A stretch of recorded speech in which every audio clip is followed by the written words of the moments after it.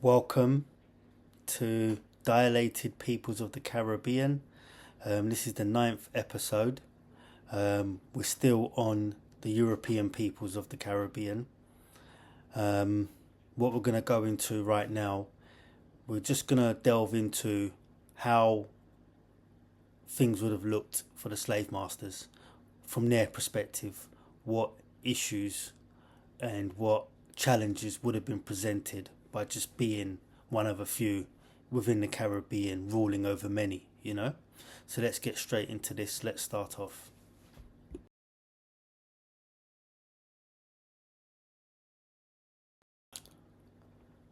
Nevertheless, the slave masters had the bank security of an endless stream of African chattel that would be made to breed replacement on a tragic scale. As was the case in Barbados, into the 1700s, with the Irish contingent diversifying throughout the Americas, their population in Barbados subsequently went into steep decline. The slave masters, who would have to contend with almost an exclusively black African caste. The nuance befitting was they were dealing with a contactless slave population that had no rights or passage of return, rendering the ticket of wickedness to go unchecked. From what started as a natural entrepreneurial venture had now morphed into a specific population of the African diaspora being missold into selling their own bloodline. Throughout this period, the slave masters would have been forced to evolve with increasing excessive demonization as civil legal framework was yet to be a factor. In fairness, this exercise has the handicap of information age psychopathic embarrassment. It hurts, but the sequential fact is what one does not know. It must also be attributed that inheritance and family trade sometimes forms its own prison by birthright. This one social concept means the apple, by gravitational theory, must not fall distant from the tree. In defense of slave masters to be placed in loss of plantation property would have been depicted as an unforgivable disaster, with the fear of reprimand from Britain in conflation of the revolving fear of being rebelled against. These nightmarish eventualities could just be the catalyst for deluded brutality. So, yeah, what I'd say is from the slave master's perspective, right? You know, nobody chooses to be born into anything, right? So can you imagine they're there for 300 years, right? How many people have this, yeah? Like, you know, you've got a family business, could be carpentry, could be building, could be IT, anything, right? And you inherit the family business. But you don't want nothing to do with it, but it's within the family, it's the family shop, it's been on the high street. You know you've been brought up and groomed to take over your father's business. Yeah, because back in the day, there was no, like, opportunities out there. They had to be made from within. There was no like job centers and whatever else. You had to make your own, right? It was all self-starting entrepreneurialism, right? So can you imagine, like, you've got a family run enterprise that's been in the family for like 100 years. You know, your grandfather was a slave master, so on and so forth, and it's come down to you. Can you imagine, like, losing that property or like giving it up? It would be unimaginable. And the ramifications for yourself, your family, they would have been brought up in the Caribbean as well. They would be Caribbean as well by default. So where would they go?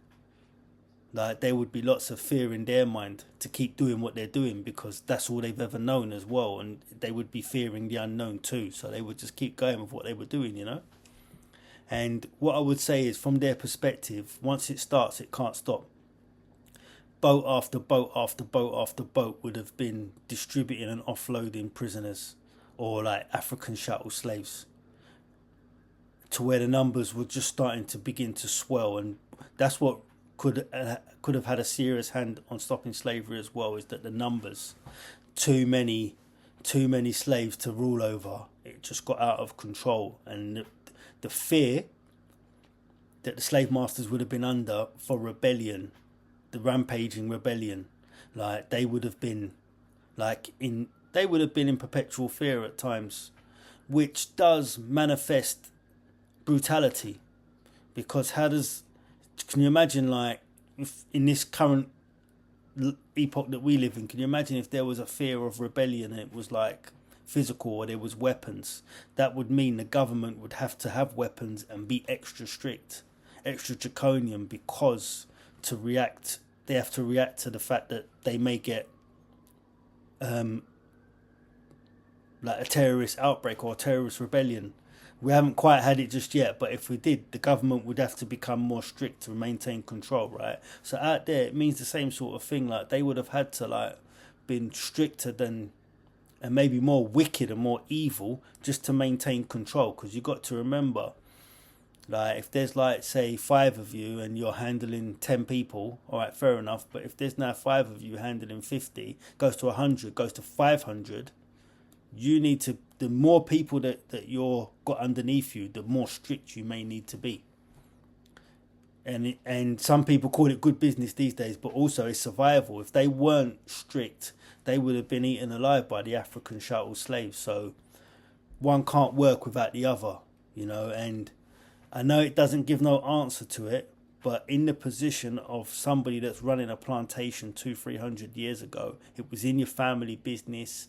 It's all you've ever known, and you know, the education that you would have got back then would have depicted blacks as savages, maybe not as intelligent as you, unable to read. You wouldn't have let them read and all the rest of it, but they would have known that they're pretty much the same because you've grown up with them. You'd have had slaves that you've grown up with and got accosted to, and you would know that they're pretty much the same. But you couldn't overstep that colour bar. You had to stay within your role, you know, and your role was you were the slave master and they were your subordinates and they were your workers, and that was the society makeup. That was the mainframe of the Caribbean and how it was platformed, you know. And it still sort of is in the psychological mind of a lot of people right now, you know, as to how society goes, you know.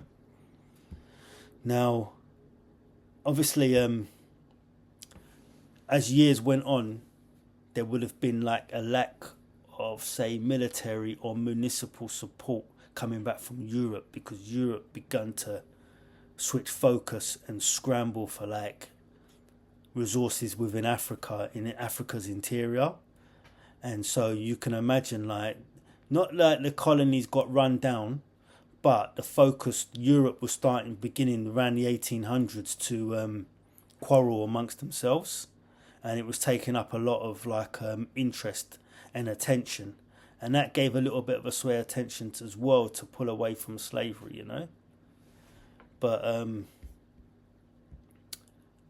yeah, I would say, like, from a slave master's perspective, once you're in the middle of it, you know, and you've been there for generations, it's hard to just, like, you wouldn't have been able to, like, even leave the position, I would think. You know, it would have been madness. You have fear of the unknown, and that fear of the unknown and fear of rebellion as well. Like, do you know how dark it is in the Caribbean at night?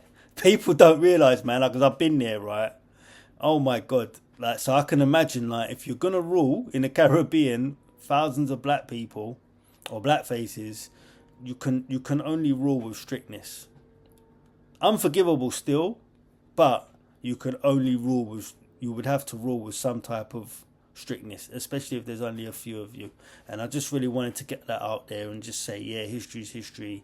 Obviously, like, ancestors are still there, but I'm pretty sure, like, any one of these people's, like, ancestors would be fully apologetic, and they wouldn't do that in this day and age. And moving forward, we'd hope this would never happen again. You never know, but do you know what I mean? But we just had to get that out and just say, from their position, they were between a rock and a hard place, or a devil and a deep blue sea too.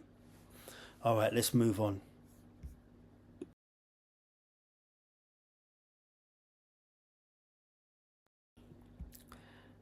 News of uprisings, slave rebellions, maroon settlement and overwhelming lack of military and municipal support from Europe began to put a strain on the stranglehold of the slave masters. Coinciding with Napoleonic feudal Europe, the administration of the colonial empire may have been neglected in preference of European superpowers' pursuit to colonize one another. It must be noted that Europe was beginning to approach a time of consciousness, and a powerful lobby of anti-slave activism had begun to swirl around the political corridors in Europe.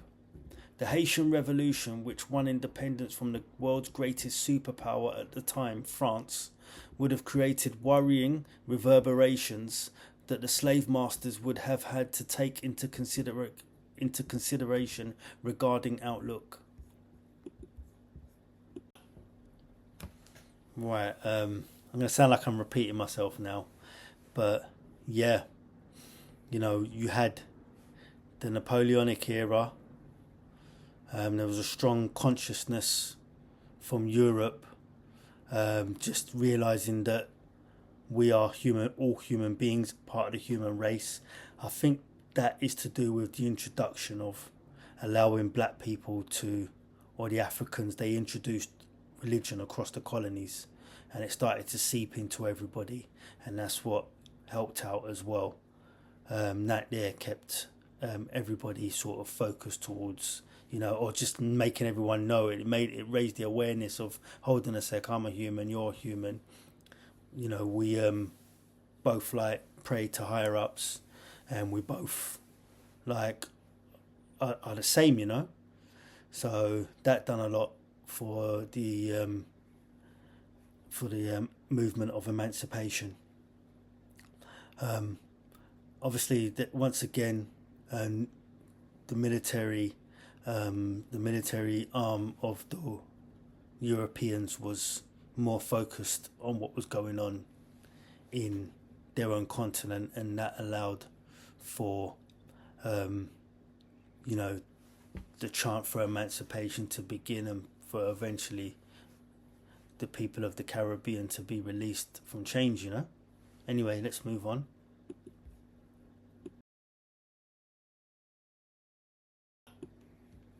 The mood of the slave masters would have been one of dire consequences. They would have believed their livelihood, social dominance, and their plantations were under serious threat of overhaul. Over the first 30 years of the 1800s, slavery was to be abolished, with the realization that African chattel slaves were acknowledged as members of humanity. The beginning of the end of an era was here. All plantations were compensated like an insurance claim for loss of business after an act of God. All was not lost, as in transition after slavery came the reintroduction of indentured servitude, witnessing a seismic influx of Asian workforce that would repopulate the void left by free Africans. Dependent on one's view, slavery had just been rebranded. Right, guys, so we had 1800s, the first 30 years across the colonies, some places earlier, slightly earlier, but you had slavery begin to be abolished. Yeah, coinciding with feudal Europe, I would say, and the Napoleonic era and the turn of the 19th century. Around the 1830s, 1834, I believe, 33, slavery was officially abolished in Britain. Following slavery, you had the apprentice system, which was like the slaves reapplying for their jobs and working under an apprenticeship system, but it never lasted long, and it was thrown out 3 to 4 years later. And this is when they couldn't get the African slaves to work in the way that they wanted them to, and they needed a fresh supply, a fresh source. And this is where the Asians, as we know them today, Chinese and predominantly Indian, were, I wouldn't say asked, but they were next to be grinding in the in the plantation fields of the Caribbean, and we've got to tell their story soon. Anyway, let's move on. The slave masters, or their lineage, had now gone from plantation owners to business owners, and decreasing numbers in the Caribbean. there are still some prominent present-day European families left in the Caribbean who still own the land of which their ancestors were plantation owners. It's estimated over time migration followed by seamless reintegration into the white Americas or back to Europe would have been the presumed route of escape over the last 200 years since abolition. In fact, the slave masters' exploits stood the test of time, as there remains affluent aristocratic families whose ancestors' slavery was beneficial to, who still retain significant estates interwoven with cascades of old wealth. In the 1900s, civil rights, together with the push for independence by individual islands tied to the crown, had been high on the political agenda, which further loosened dominance over the Caribbean, with the reins of power placing rewarding sovereignty to those whose ancestors had worked the soil of the land 300 years prior. So, I've got down that the slave masters, they were, their business would have been severely curtailed with the abolition of slavery, because the profitability factor. You had free labour for 300 years. Now you have to pay for it. Even though, the indentured servitude was made to feel by the recipients of, or the employees, you could say, as close to slavery or tantamount to slavery, from a profit scale or scale of profitability, it was drastically reduced with the abolition of slavery, and slave masters had an option. They'd either stay on the estate that they've always had, or they would have sold up and moved on to pastures new, maybe back to Europe, or I would envisage onto the American mainland and see what they can do from there, right? Obviously, they were able to reintegrate and live normal existences to where, they would have obviously disappeared into the populations of the white world, yeah? But obviously, some of them were very, very rich, and their families to this day remain rich. However, they had nothing to do with that, but that was the beginnings of wealth for some families. But they may have been rich going back thousands of years because they were already aristocrats. So it wasn't, I'm going to say it wasn't the working class white people. It was the aristocrats. Yeah, it was the rich that would have got involved in the proceeds of slavery, or whatever else. It was them. It wasn't the working class. There's a difference. They're almost like two different races within a race. There's a working class and there's aristocrats, and it was the aristocrats that were the slave masters, as it been, which I'm pretty much sure that they're sorry for, right? Now, what did I want to say next?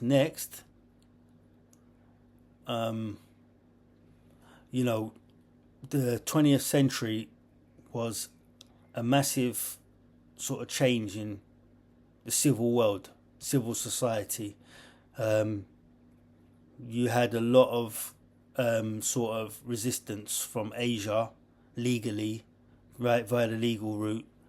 And then you also had a lot of civil rights beginning to burgeon itself in the Americas. And so black people were wanting to claim something for themselves. They understood how long they'd been there, and they just wanted a part of the land from which it is that they worked upon. So for reasons of claimancy, across the island chain, many of them started to begin to resist imperialism, resist the countries that had colonized them, and all charted for wanting to become independent, which we'll move on to next, yeah? Just also as well, that's it, we'll move on.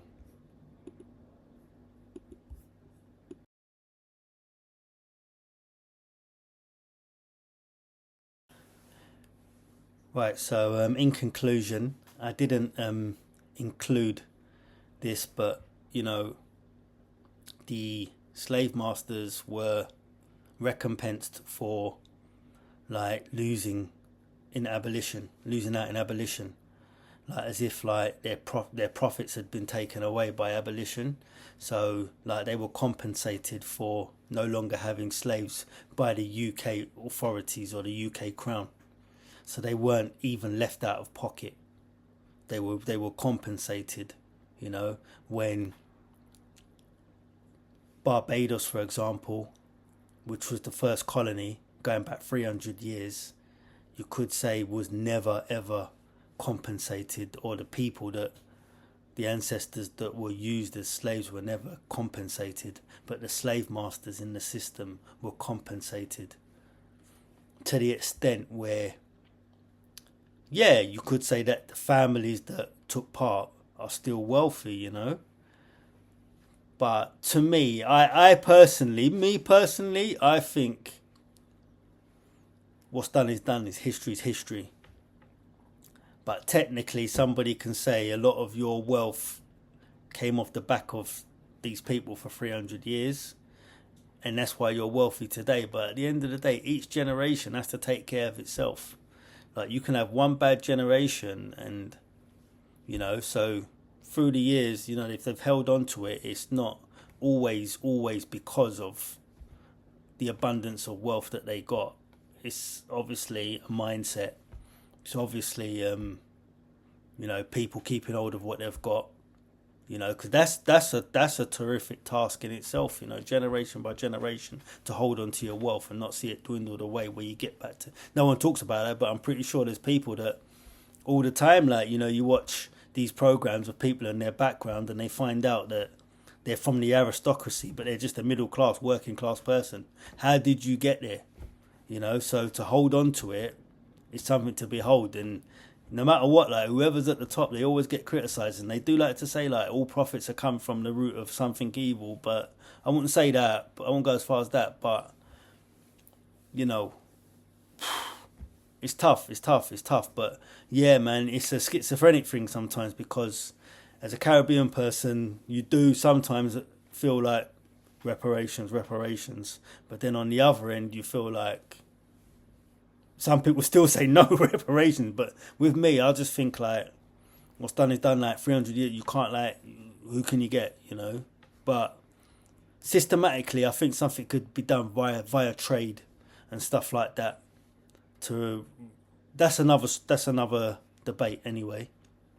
But yeah, just wanted to highlight what the slave masters may have had to contend with from their perspective, show a bit of sensitivity from their end, because they were stuck in a situation too. They may have wanted out. They may have grown up, because they've grown up on the island. They may have wanted the same, but, you know, fear of reprisal, always being in the same position in society, a lot going on, you know, so it's not all sometimes evil and whatever else. It's just the way, the system, and it's just what it was, you know.